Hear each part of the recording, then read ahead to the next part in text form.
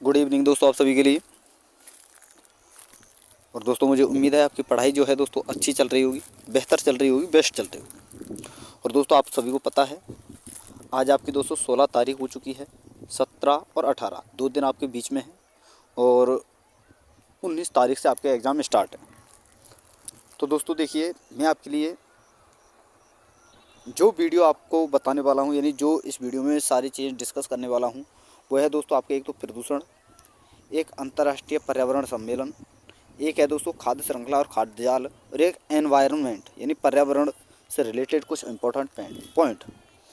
और दोस्तों मैं आपको बता दूं, इस वीडियो में वही देखिए दोस्तों, आप मुझे मात्र 15 से 20 मिनट दीजिए और 15 से 20 मिनट में जो बिल्कुल इम्पोर्टेंट है दोस्तों, जो डायरेक्टली आपसे एग्जाम में पूछे जाएंगे, वही चीज़ें आपको मैं बताने वाला हूँ। और दोस्तों ये डायरेक्टली आपसे पूछे जाएंगे, ऐसा नहीं है कि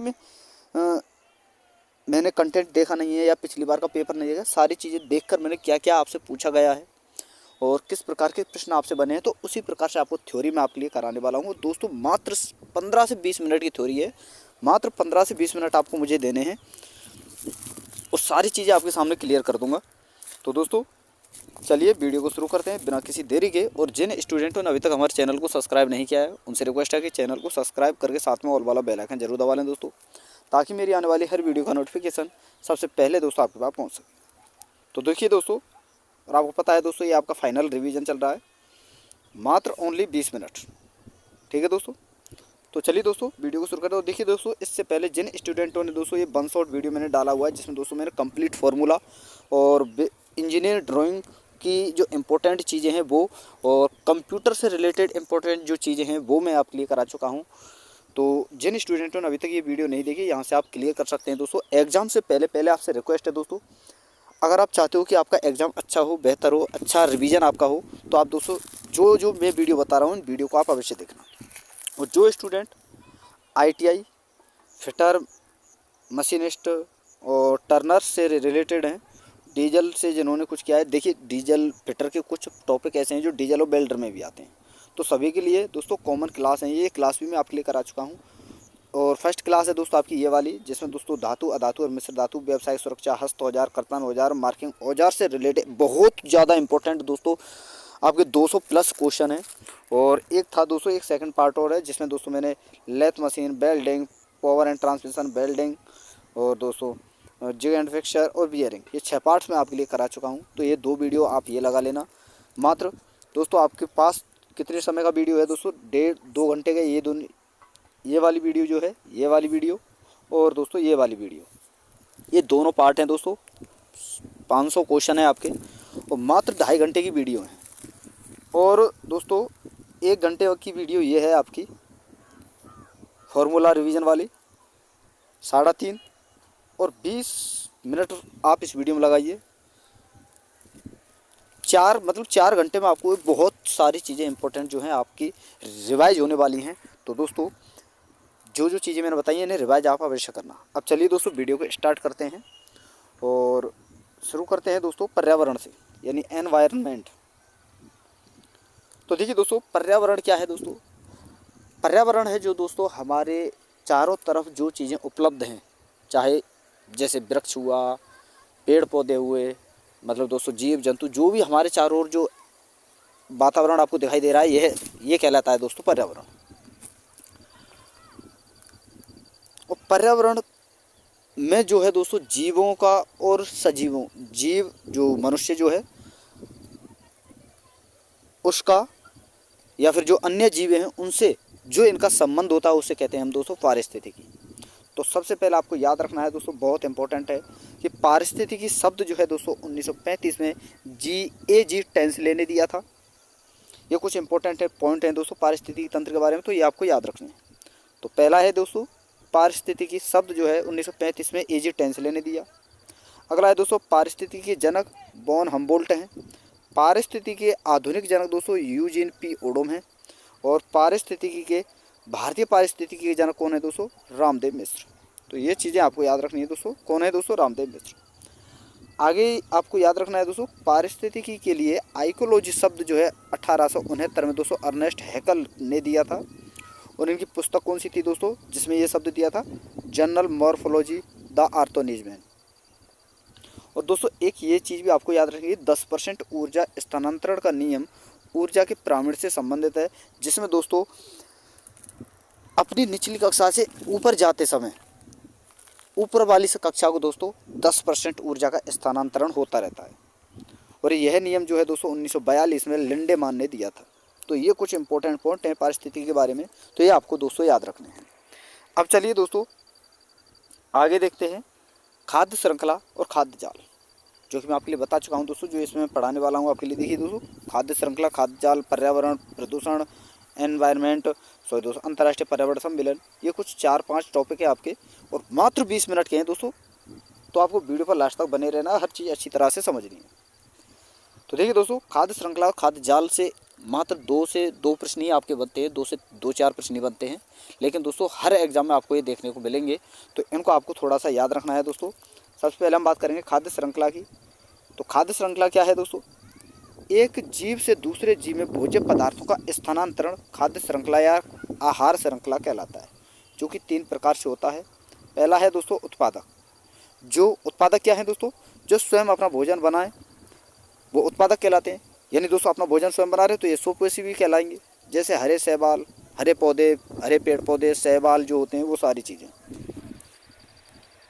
अब बात करते हैं दोस्तों आगे उपभोक्ता के बारे में। तो उपभोक्ता आपके दोस्तों 3 प्रकार के होते हैं, प्राथमिक उपभोक्ता, द्वितीय उपभोक्ता और तृतीय उपभोक्ता। ये आपको डायरेक्टली याद रखने हैं दोस्तों। आपसे पूछा जाता है कि जैसे ये जीव हैं दोस्तों, कीट, चूहा, मेंढक, बिल्ली, बंदर, शेर, कुत्ता, ये सारी चीज़ें हैं, तो आपको कोई 4 ऑप्शन देगा और आपसे पूछा है कि इनमें से कौन सा जीव जो है द्वितीय उपभोक्ता है, या कौन सा तृतीय उपभोक्ता है, कौन सा प्राथमिक उपभोक्ता है, इस प्रकार से आपसे पूछेगा। तो बात करेंगे हम दोस्तों प्राथमिक उपभोक्ता की। तो दोस्तों ये शाकाहारी होते हैं, यानी दोस्तों मांस जो है नहीं खाते, ठीक है दोस्तों। और इनके एग्जाम्पल हैं दोस्तों, आपको याद रखना है, कीट, चूहा, खरगोश और गाय। हालांकि भैंस भी है, भेड़, बकरी, ये भी हैं। अब बात करें दोस्तों द्वितीय उपभोक्ता की, तो ये मांसाहारी होते हैं, और इसमें दोस्तों मेंढक, बिल्ली, भेड़िया, ये आपको याद रखना है। अब बात करते हैं दोस्तों तृतीय उपभोक्ता में, तो ये दोस्तों सर्वाहारी होते हैं, और इसके एग्जाम्पल आपको याद रखने हैं दोस्तों, बाज, शेर, मनुष्य, कुत्ता आदि, ठीक है। अब बात करते हैं दोस्तों अपघटक की, क्योंकि दोस्तों मैं आपको देखिए यहाँ पर मैं आपके लिए बता चुका हूँ कि ये रहा दोस्तों, एक मिनट दोस्तों, ये रहा कि खाद्य श्रृंखला और खाद्य जाल को 3 प्रकार से हम समझ सकते हैं, तो उत्पाद से, एक उपभोक्ता से, एक दोस्तों आपका अपघटक के द्वारा। अब दोस्तों अपघटक क्या है, वे जीव जो मृत शरीर को खाने का काम करते हैं, डिकम्पोज करने का काम करते हैं, उन्हें कहते हैं दोस्तों हम अपघटक। ये सूक्ष्म जीव होते हैं, और अपघटकों में दोस्तों कवक, बैक्टीरिया ये आते हैं, और अकशेरुकी अपघटक जो होते हैं, ये दोस्तों कीड़े और कृमि होते हैं। तो ये आपको याद रखने हैं। और सबसे इम्पोर्टेंट, वेरी वेरी इंपॉर्टेंट है दोस्तों पूरे टॉपिक, जो आपका खाद्य श्रृंखला और खाद्य जाल है, इसका बेस्ट इंपॉर्टेंट क्वेश्चन जो दोस्तों बहुत ज़्यादा पूछा जाता है कि खाद्य श्रृंखला की बात हो रही है दोस्तों, ना कि खाद्य जाल की। खाद्य श्रृंखला के क्रम में खाद्य ऊर्जा का प्रवाह दोस्तों एक दिशा में होता है, यानी एक दिशीय होता है, ठीक है दोस्तों। ये चीज़ आपको जरूर याद रखनी है। अब चलिए दोस्तों आगे देखते हैं। अब बात करेंगे दोस्तों खाद्य श्रृंखला के कुछ प्रकार हैं, तो इनको हम समझते हैं। तो नोट में आपको याद रखना है दोस्तों, खाद्य श्रृंखला का निर्माण उत्पादक, उपभोक्ता और अपघटक आपस में मिलकर करते हैं, और खाद्य श्रृंखलाओं के प्रकार यहाँ पर हम देखने वाले हैं। तो दोस्तों ये कुछ प्रकार हैं, तो आपको याद रखना है दोस्तों। पहला है दोस्तों 3 चरण वाली खाद्य श्रृंखला। जैसे दोस्तों ये सूर्य है, सूर्य को एनर्जी प्राप्त हुई घास से, सॉरी दोस्तों घास को एनर्जी प्राप्त हुई सूर्य से, तो ये क्या हुआ दोस्तों, घास उत्पादक। प्राथमिक उपभोक्ता हुआ। हिरण शाकाहारी है, तो ये दोस्तों प्राथमिक उपभोक्ता हुआ। और ये दोस्तों शेर जो है सर्वाहारी है, तो ये आपका तृतीय उपभोक्ता हुआ। इसी प्रकार होती है दोस्तों एक 4 चरण वाली खाद्य श्रृंखला, जिसमें दोस्तों सूर्य से एनर्जी जो है दोस्तों पेड़ पौधों को मिलती है, ठीक है दोस्तों। घास को मिलती है, घास को खाया दोस्तों कीट ने, कीट को खाया मेंढक ने, मेंढक को खाया बाज ने, तो ये दोस्तों उत्पादक है, ये प्राथमिक उपभोक्ता है, ये द्वितीय और ये तृतीय आपका, ठीक है दोस्तों। इसी प्रकार से दोस्तों 5 चरण वाली खाद्य श्रृंखला होती है, जिसमें दोस्तों होता क्या है, सूर्य से एनर्जी प्राप्त करता है दोस्तों घास, जो कि उत्पादक है। और फिर उसके बाद दोस्तों घास को खाता है कीट, तो ये प्राथमिक उपभोक्ता, ये द्वितीय, ये तृतीय, चतुर्थ उपभोक्ता। तो इस प्रकार से होता है। ठीक है दोस्तों, अब चलिए दोस्तों आगे देखते हैं पारिस्थितिकी तंत्र में अन्य खाद्य श्रृंखलाएं। जो पारिस्थितिकी तंत्र जो है हमारा, उसमें और भी खाद्य श्रृंखलाएं पाई जाती हैं दोस्तों। जैसे कि पहला है आपका घास स्थल वाली खाद्य श्रृंखलाएं। तो इसमें क्या होता है दोस्तों, घास उत्पादक होती है, घास को खाने वाले होते हैं कीड़े, कीड़े प्राथमिक उपभोक्ता। कीड़े को खाता है दोस्तों चिड़िया, चिड़िया द्वितीय उपभोक्ता कहलाएगी। और चिड़िया को खाता है दोस्तों बाज, तो ये तृतीय उपभोक्ता कहलाएगा। इसी प्रकार दोस्तों वन स्थल वाली खाद्य श्रृंखलाएं भी होती हैं। अब वन स्थल वाली कैसी होती हैं दोस्तों, देखिए जैसे मान लीजिए घास है, तो ये उत्पादक हुआ, घास को खाता है दोस्तों खरगोश, खरगोश वन में पाया जाता है, जंगल में पाया जाता है, तो वन वाली होगी। तो ये खरगोश जो है आपका दोस्तों प्राथमिक उपभोक्ता होगा। और खरगोश को खाने वाला दोस्तों भेड़िया, ये भी आपका जंगल में ही पाया जाता है, वन में पाया जाता है, तो ये आपका द्वितीय उपभोक्ता होगा। द्वितीय उपभोक्ता को खाने वाला यानी दोस्तों भेड़िया को खाने वाला आपका क्या होगा दोस्तों, शेर, जो कि आपका तृतीय उपभोक्ता होगा। इसी प्रकार दोस्तों एक तालाब की खाद्य श्रृंखला होती है। जैसे तालाब में सैल, कैवक, कबक, फबक ये पाए जाते हैं, जैसे तालाब में शैवाल पाया जाता है, तो ये उत्पादक होता है। और इस शैवाल को दोस्तों जलीय पिस्सू जो होते हैं, छोटे छोटे सूक्ष्म जीव होते हैं जल में, वो इसे खाते हैं, तो वो प्राथमिक उपभोक्ता कहलाते हैं। और इनको कौन खाता है दोस्तों, बड़ी मछलियाँ खाती हैं, तो ये द्वितीय उपभोक्ता। इस मछली को दोस्तों बगुला खाता है, तो बगुला तृतीय उपभोक्ता होगा। तो इस प्रकार से दोस्तों ये पारिस्थितिकी तंत्र की जो है खाद्य श्रृंखलाएं होती हैं। तो ये आपको कुछ ज़्यादा याद नहीं रखनी, जो चीज़ें मैं आपको बता देता हूँ दोस्तों। देखिए आपको डायरेक्टली आपसे क्या पूछा जाएगा, एक तो प्रश्न यहाँ से बनेगा आपको इस टॉपिक से, ये एक एक पॉइंट इंपॉर्टेंट है दोस्तों इसका। अब प्रश्न कहाँ से बनेगा दोस्तों, ये उपभोक्ताओं से, उत्पादक उपभोक्ता जो है आपके, यहाँ से आपका बनेगा। ठीक है दोस्तों, यहाँ से। और डायरेक्टली अब मैं आपके लिए बता देता हूँ, यहाँ से आपका प्रश्न अवश्य बनेगा दोस्तों। ये अपघटक वाला है, यहाँ से भी आपका बनेगा। आगे हम बात करते हैं दोस्तों, वेरी वेरी इंपॉर्टेंट है दोस्तों, ये आपका बनेगा प्रश्न सीधा। अब बात करते हैं दोस्तों, ये कुछ ज़्यादा ही है आपके लिए समझाने के लिए है दोस्तों, कि आपको अच्छी तरह से खाद्य श्रृंखलाएं जो है अच्छी तरह से, जब मैं आगे आपको कराऊंगा, पिरामिड कराऊंगा, तो आपको आसानी से समझ में आए। लेकिन दोस्तों यहाँ से पूछा जा सकता है, लेकिन अभी तक पूछा नहीं गया है इस प्रकार का प्रश्न, लेकिन आपसे पूछा जा सकता है, तो इसलिए मैं आपके लिए कंप्लीट करा रहा हूँ। ठीक है दोस्तों, तो चलिए दोस्तों अब आगे देखते हैं खाद्य जाल के बारे में। खाद्य श्रृंखला आपके लिए करा चुका दोस्तों, अब बात करेंगे दोस्तों खाद्य जाल के बारे में। तो दोस्तों अनेक खाद्य श्रृंखलाएं मिलकर खाद्य जाल का निर्माण करती हैं। अब देखिए दोस्तों वहाँ क्या था खाद्य श्रृंखला में, कि क्रमवाइज सारी चीज़ें चल रही थी। जैसे घास को कीड़ा खाएगा, कीड़ा को दोस्तों चिड़िया, चिड़िया को मोर, मोर को जो भी है आगे खाएगा कोई और जीव। तो इस प्रकार से क्रमवाइज चल रही थी। लेकिन दोस्तों यहाँ पर क्या होता है दोस्तों, जैसे घास है, घास है, तो घास को दोस्तों खरगोश भी खाता है, बकरी भी खाती है, हिरण भी खाता है। बकरी को दोस्तों भेड़िया भी खाता है, शेर भी खाता है। हिरण को दोस्तों भेड़िया खाता है, शेर भी खाता है। भेड़िया को दोस्तों शेर खाता है। पादप को दोस्तों खरगोश खाता है, बकरी भी खाती है। पादप को दोस्तों हिरण भी खाता है। तो दोस्तों इस प्रकार से यहाँ पर दोस्तों कोई जीव किसी भी जीव को खा सकता है। तो इस प्रकार से ये दोस्तों आप देख रहे हो, एक प्रकार से जाल सा बना हुआ है, तो इसीलिए दोस्तों इसे खाद्य जाल कहते हैं। और इसका जो दोस्तों ग्रुप डी ALPCVT 2 का अभी आपका एग्ज़ाम हुआ है दोस्तों, तो आपका 29 तारीख का 3rd शिफ्ट का एग्ज़ाम था ALP टेक्नीशियन में दोस्तों। तो ये प्रश्न यहाँ से पूछा गया था दोस्तों, कि जो आपकी खाद्य श्रृंखला है, सॉरी दोस्तों खाद्य जाल जो है, इसमें ऊर्जा का प्रवाह किस प्रकार होता है, यानी कैसा होता है। तो आपको याद रखना है दोस्तों, ऊर्जा का प्रवाह इसमें भी एक दिशीय होता है, लेकिन फ़र्क इतना है, जो ऊर्जा है वो कई पथों से होकर गुजरती है। तो दोस्तों देखिए घास को खाने वाला खरगोश है, इसके लिए अलग रास्ता होगा, बकरी के लिए अलग होगा, हिरण के लिए अलग, पादप के खाने वाले हिरण हैं तो हिरण के लिए अलग ऊर्जा का प्रवाह होगा, बकरी के लिए अलग होगा। तो इस प्रकार से होता है। तो एक दिशीय होता है लेकिन अलग अलग पथों से। ठीक है दोस्तों, अब चलिए दोस्तों आगे देखते हैं। अब दोस्तों सबसे इम्पोर्टेंट है खाद्य श्रृंखला और खाद्य जाल में अंतर क्या है। तो बात करेंगे हम दोस्तों खाद्य श्रृंखला और खाद्य जाल। खाद्य श्रृंखला की बात करें तो दोस्तों यह एक सरल संरचना है, जीवों की संख्या कम होती है इसमें, और इसमें ऊर्जा का प्रवाह एक दिशीय होता है और इसमें विभिन्न उत्पादक उपभोक्ता व अपघटनकर्ता भाग लेते हैं। वहीं खाद्य जाल की बात करें तो ये एक जटिल संरचना है दोस्तों। जीवों की संख्या अधिक होती है। इसमें ऊर्जा का प्रवाह एक दिशीय होता है लेकिन कई पथों से होता है। इसमें अनेक जीव समुदाय के उपभोक्ता व अपघटनकर्ता भाग लेते हैं। तो ये दोस्तों आपका खाद्य जाल है और खाद्य श्रृंखला है, जो कि बहुत इंपॉर्टेंट टॉपिक था आपका। अब बात करते हैं दोस्तों यहाँ से आगे पिरामिडों के बारे में। जैसे कि सबसे इम्पोर्टेंट है आपका दोस्तों ऊर्जा पिरामिड। तो देखिए दोस्तों, ऊर्जा पिरामिड या उत्पादक उपभोक्ता परजीवी के आधार पर ऊर्जा पिरामिड। तो पिरामिडों के बारे में आपको याद रखना है दोस्तों। कुछ ज़्यादा यहाँ से पूछा नहीं जाता, लेकिन आपकी नॉलेज की बता रहा हूँ, अभी तक ऐसा प्रश्न पूछा नहीं गया है यहाँ से। तो देखिए दोस्तों, पिरामिडों का वर्णन पोषक स्तरों के आधार पर किया जाता है और पोषक स्तरों का क्रम है। जैसे कि दोस्तों आपका घास है, घास तो है आपका उत्पादक, लेकिन प्रथम पोषण स्तर कहलाएगा। घास को खाने वाला खरगोश है, प्राथमिक उपभोक्ता होगा, लेकिन द्वितीय पोषण स्तर होगा। वहीं दोस्तों खरगोश को खाने वाला भेड़िया द्वितीय उपभोक्ता, लेकिन तृतीय पोषण स्तर।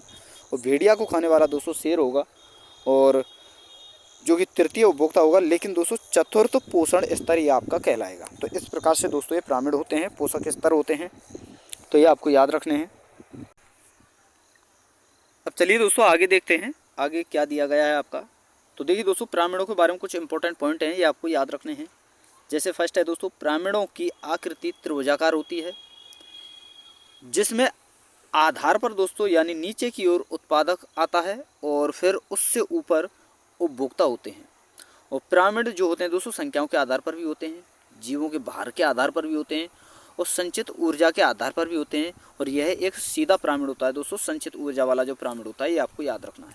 आपसे डायरेक्टली ये पूछा जाएगा कि निम्न में से कौन सा पिरामिड जो है दोस्तों सीधा होता है। और ये प्रश्न दोस्तों पूछा जा चुका है ALP CVT 1 का जब एग्ज़ाम हुआ था आपका, तो वहाँ ये प्रश्न पूछा जा चुका था। ठीक है दोस्तों, तो ये आपको याद रखना है। आगे बात करते हैं दोस्तों चित्र के आधार पर पिरामिड समझना। तो इसके बारे में कुछ पॉइंट हैं आपको याद रखना है दोस्तों। फर्स्ट है दोस्तों, नोट में आपको याद रखना है दोस्तों, पिरामिड जो है उल्टा व सीधा दोनों प्रकार का होता है। और पिरामिड का विचार वेरी वेरी इंपॉर्टेंट दोस्तों। और सबसे इम्पोर्टेंट पॉइंट है दोस्तों कि पिरामिड का जो विचार है सबसे पहले दोस्तों चार्ल्स एल्टन ने 1927 में दिया था। किसका विचार दोस्तों? पिरामिड का। तो ये चीज़ें आपको याद रखनी है। अब चलिए दोस्तों आगे देखते हैं कुछ इंपॉर्टेंट चीज़ें। जैसे दोस्तों संख्या के आधार पर पिरामिड क्या होता है। तो देखिए दोस्तों, यह सीधा बनता है, सीधा पिरामिड बनता है और उल्टा भी होता है। तो संख्या के आधार पर ही जो होता है दोस्तों ये सीधा और उल्टा दोनों प्रकार का होता है। सीधा पिरामिड बनेगा, घास और तालाब पिरामिड जो है, ये जलीय पिरामिड जो हैं ये आपके सीधे बनेंगे। और उल्टा पिरामिड बनेगा पेड़ का पिरामिड।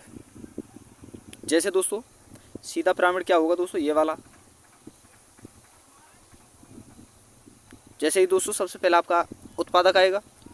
उत्पादक जो है अधिक संख्या में होगा। आपको देखिए दोस्तों, मान लीजिए घास है, तो आपने देखा होगा कि घास ऐसा थोड़ी एक घास है कोई, उसे हम गिन थोड़ी सकते हैं।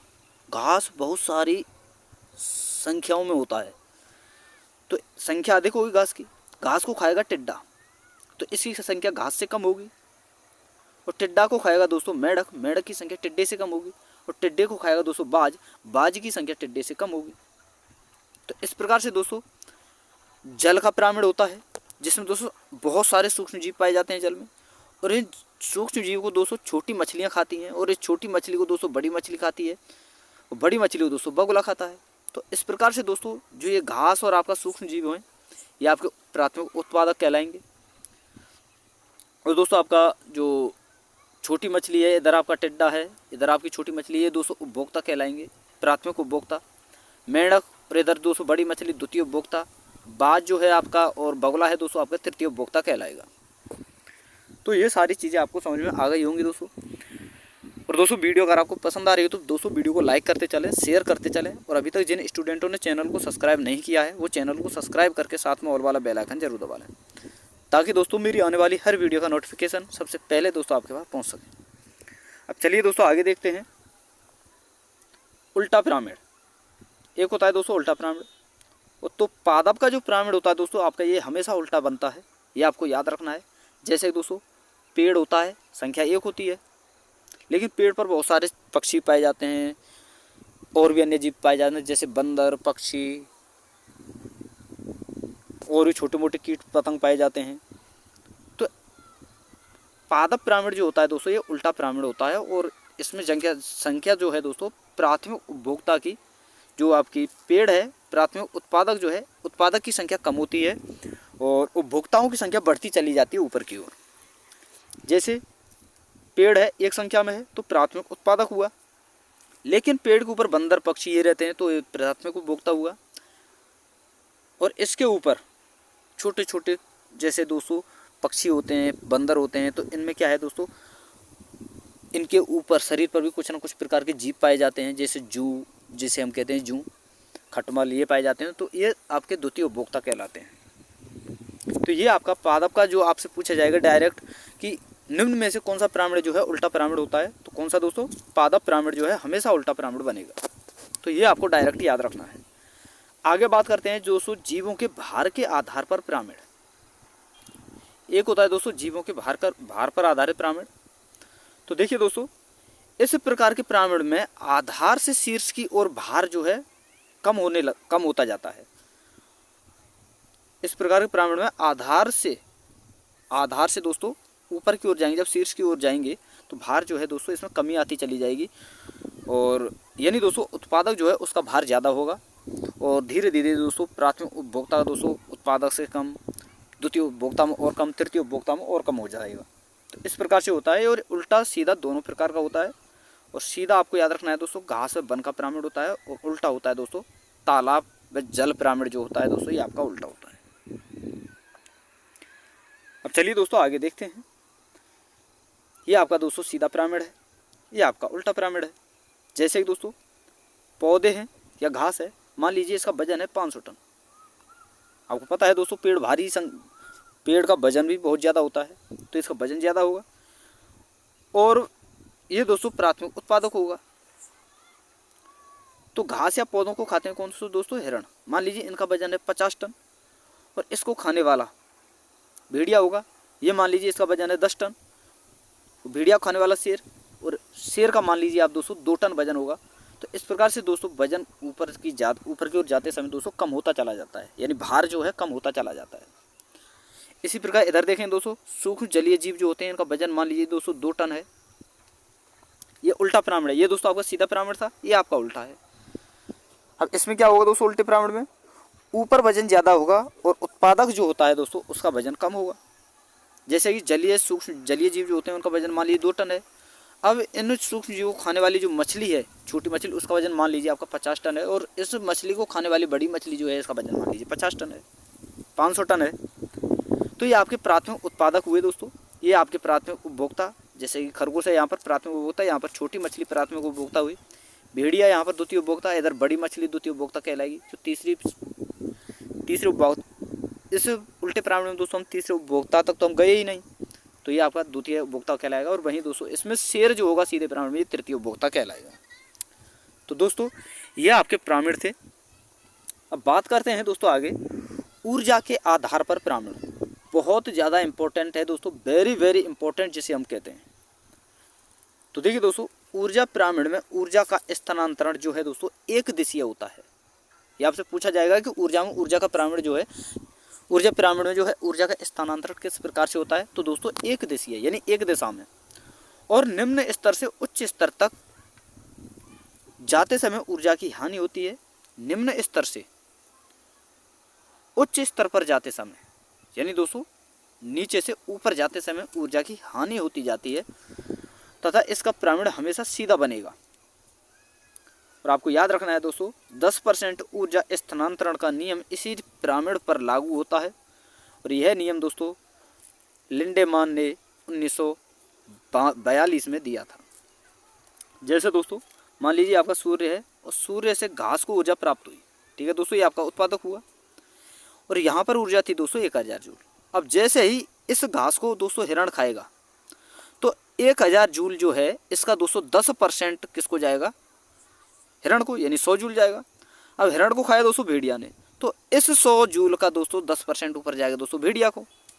अब भेड़िया को खाया दोस्तों शेर ने, तो इसका भेड़िया का जो 10 जूल है इसका 10% ऊपर जाएगा दोस्तों शेर को, तो वहाँ पर दोस्तों 1 जूल पहुँचेगा। तो इस प्रकार से दोस्तों 10% ऊर्जा का स्थानांतरण होता रहता है। तो ये चीज़ें आपको याद रखनी हैं। अब चलिए दोस्तों आगे देखते हैं। अब है दोस्तों आपका प्रदूषण। तो देखिए दोस्तों, पॉल्यूशन के बारे में आपको याद रखना है सबसे इम्पोर्टेंट और सबसे ज़्यादा बस 2 ही चीज़ें आपसे पूछी जाती हैं, एक तो सल्फर डाइऑक्साइड, एक नाइट्रोजन डाइऑक्साइड, जो कि सबसे ज़्यादा वायु प्रदूषण करती हैं। और अम्लीय वर्षा के कारण, अम्लीय वर्षा का जो कारण होती है दोस्तों आपके, एक तो सल्फर डाइऑक्साइड और नाइट्रोजन डाइऑक्साइड होती हैं। तो आपको याद रखना है दोस्तों, प्रदूषण में प्राथमिक प्रदूषक तो कौन से हैं दोस्तों? Carbon monoxide, plastic, DDT। और द्वितीय प्रदूषक नाइट्रोजन डाइऑक्साइड, पैरोक्सी एसिटिल नाइट्रेट, जिसे दोस्तों हम पेन कहते हैं। तो ये डायरेक्टली आपसे पूछे जाएंगे, ये आपको याद रखने हैं। आपसे पूछा जाएगा कि प्राथमिक प्रदूषक इनमें से कौन सा है, ऑप्शन दे देगा, द्वितीय प्रदूषक कौन सा है, तो इस प्रकार से आपसे पूछे जाएंगे। आगे बात करते हैं दोस्तों वायु प्रदूषक के बारे में। तो आपको याद रखना है दोस्तों कि जैसे कार्बन मोनोऑक्साइड हुआ, कार्बन डाइऑक्साइड हुआ, CH4 मीथेन हुआ, CFC क्लोरोफ्लोरोकार्बन, ओजोन, ये जो है दोस्तों वायु प्रदूषक होते हैं। और CO2 वर्तमान में दोस्तों, CO2 वर्तमान में दोस्तों, CO2 की जो सांद्रता है 400 ppm। ppm का मतलब है दोस्तों पार्ट्स पर मिनट। आपसे पूछा जाएगा दोस्तों ppm की फुल फॉर्म क्या है, तो पार्ट्स पर मिनट, सॉरी दोस्तों पर मिलियन। तो आपको याद रखना है दोस्तों, प्रेजेंट में जो है दोस्तों CO2 की सांद्रता जो है दोस्तों वो है 400 ppm। अब चलते हैं दोस्तों आगे, देखते हैं जो आपके SO2 हैं और NO2 हैं उनके बारे में हम समझते हैं। तो देखिए दोस्तों, अम्ल वर्षा के कारण, अम्ल वर्षा की कारण गैस व अम्ल वर्षा के लिए उत्तरदायी गैस हैं। जैसे कि SO2 है, एक तो आपका NO2। तो देखिए दोस्तों, SO2 की क्रिया जब हम दोस्तों ऑक्सीजन से कराते हैं तो SO3 प्राप्त होता है। और SO3 की क्रिया जब हम दोस्तों SO जल से कराते हैं तो हमें क्या प्राप्त होता है दोस्तों, H2SO4, जिसे हम दोस्तों कहते हैं सल्फ्यूरिक अम्ल। वहीं आगे बात करें दोस्तों NO2 के बारे में, जब NO2 की क्रिया दोस्तों जल से कराते हैं तो हमें HNO3 यानी दोस्तों नाइट्रिक अम्ल प्राप्त होता है। ठीक है दोस्तों, और ये दोस्तों आपके क्या है, अम्लीय वर्षा के कारण होते हैं। आगे बात करें दोस्तों प्रदूषण के बारे में, तो कुछ धूल के कण होते हैं दोस्तों हमारे वातावरण में, वायु में। तो हर जो है दोस्तों पदार्थ जो होता है, हर पदार्थ का अलग अलग कण होता है। तो उसके आधार पर हम देखेंगे कौन कौन से जो हैं धूल के कण होते हैं जिनसे हमें दोस्तों बीमारियां होती हैं, जो हमें रोग होते हैं। तो देखिए दोस्तों, सिलिकोसिस होता है एक रोग। तो सिलिकोसिस जो है दोस्तों, अगर हवा में सिलिका की मात्रा ज़्यादा होगी तो आपको सिलिकोसिस होगा। एंथ्रोकोसिस, जिसे हम दोस्तों ब्लैक लंग डिजीज कहते हैं, अगर हवा में कोयले के कणों की मात्रा ज़्यादा है तो आपको ब्लैक लंग डिजीज रोग होगा, जिसे दोस्तों हम एंथ्रोकोसिस कहते हैं। एक होता है दोस्तों कृषक फुफ्फुस, अगर हवा में अनाज की धूल ज़्यादा है तो आपको कृषक फुफ्फुस होगा।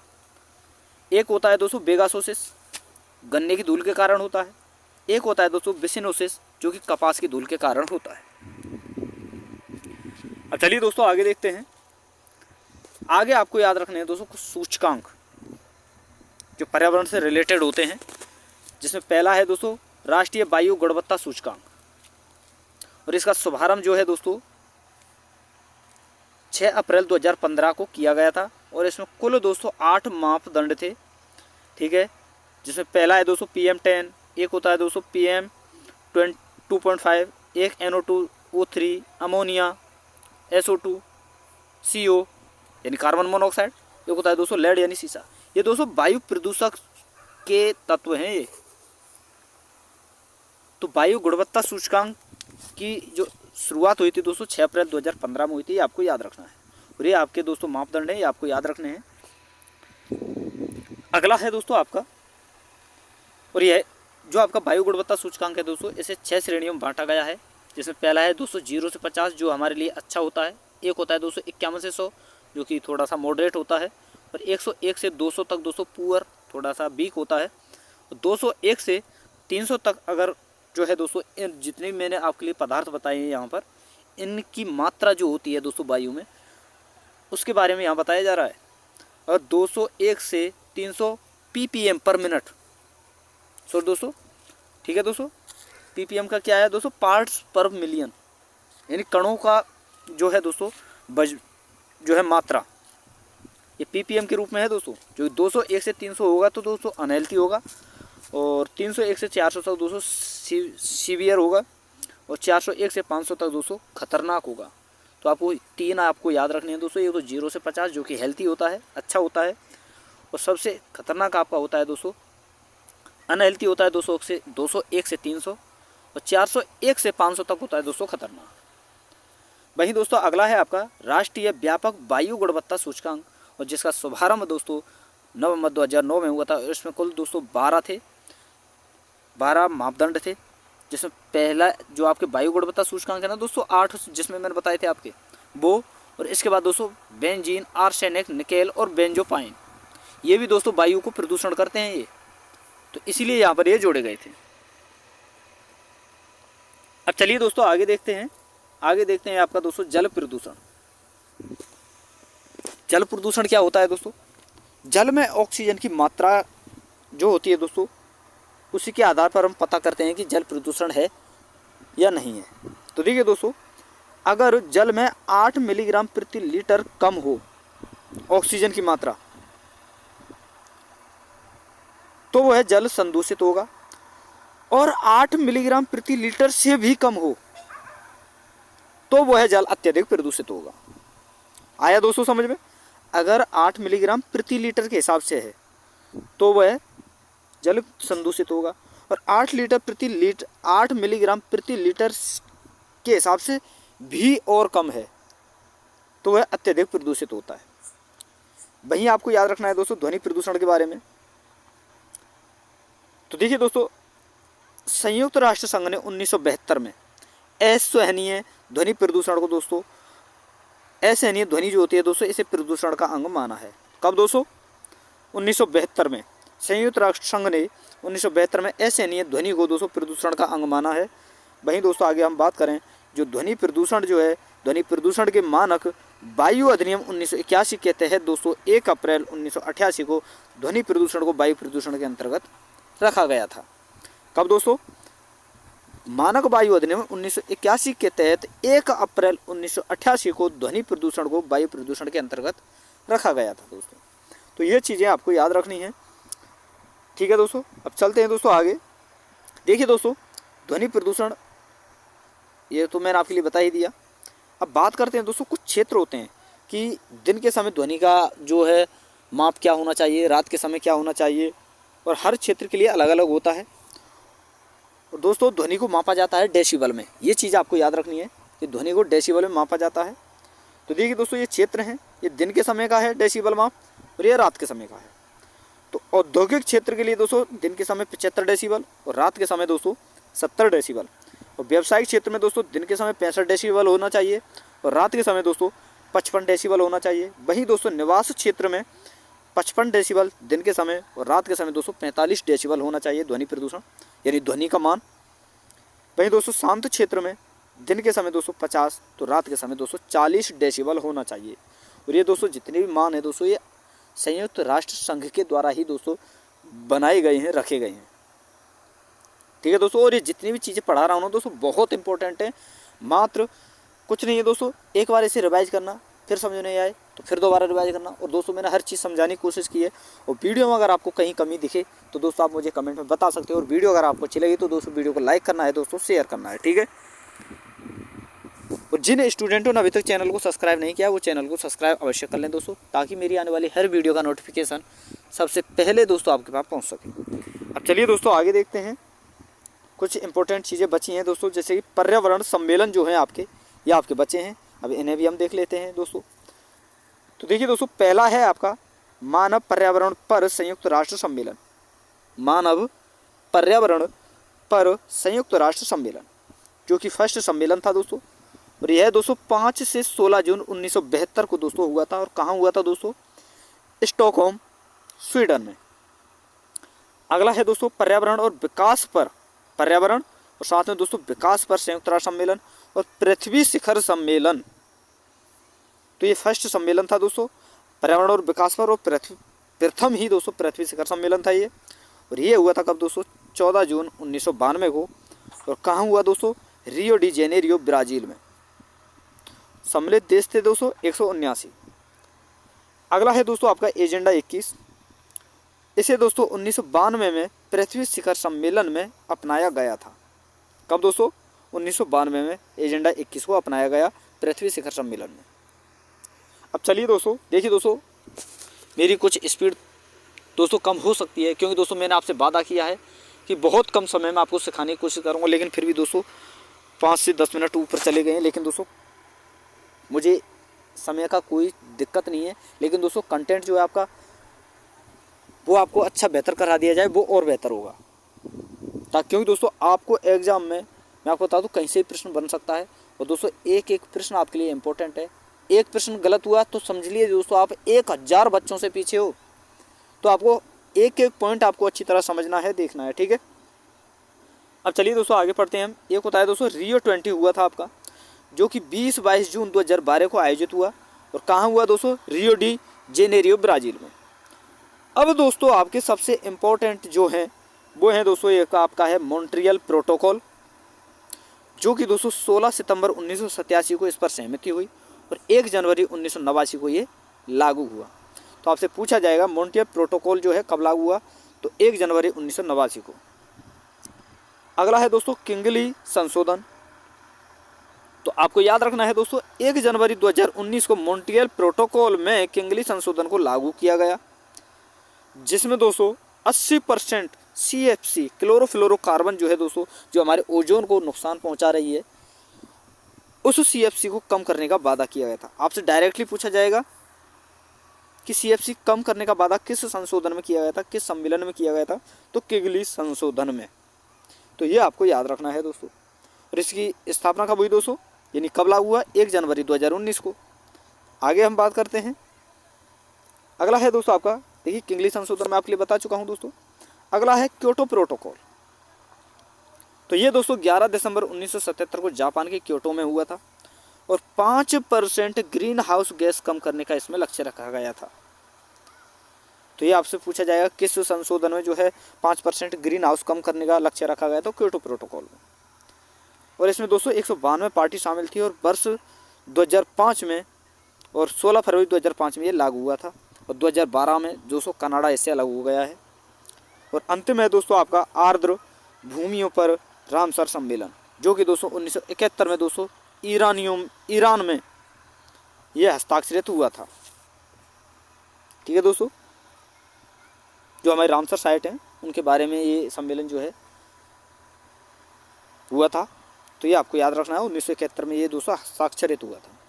तो दोस्तों पर्यावरण से रिलेटेड, खाद्य श्रृंखला से रिलेटेड, पर्यावरण सम्मेलन से रिलेटेड और प्रदूषण से रिलेटेड जितनी इंपॉर्टेंट चीज़ें थी वो मैं आपके लिए करा चुका हूँ। वो मात्र दोस्तों आपको 40 मिनट इसमें लगी हैं दोस्तों। जैसा मैंने वादा किया था 20 मिनट का, लेकिन नहीं आपके लिए करा पाया 20 मिनट में, लेकिन दोस्तों 40 मिनट लगी हैं। लेकिन कंटेंट जो है बहुत इंपॉर्टेंट और बहुत बेहतर आपके लिए दिया है। तो दोस्तों वीडियो अगर आपको अच्छी लगे तो वीडियो को लाइक करना है, वीडियो को लाइक करना है, शेयर करना है, और जिन स्टूडेंटों ने अभी तक चैनल को सब्सक्राइब नहीं किया है उनसे रिक्वेस्ट है दोस्तों कि चैनल को सब्सक्राइब करके साथ में ऑल वाला बेल आइकन जरूर दबा लें दोस्तों, ताकि मेरी आने वाली हर वीडियो का नोटिफिकेशन सबसे पहले दोस्तों आपके पास पहुंच सके। तो थैंक यू दोस्तों, धन्यवाद। फिर मिलते हैं नई वीडियो के साथ।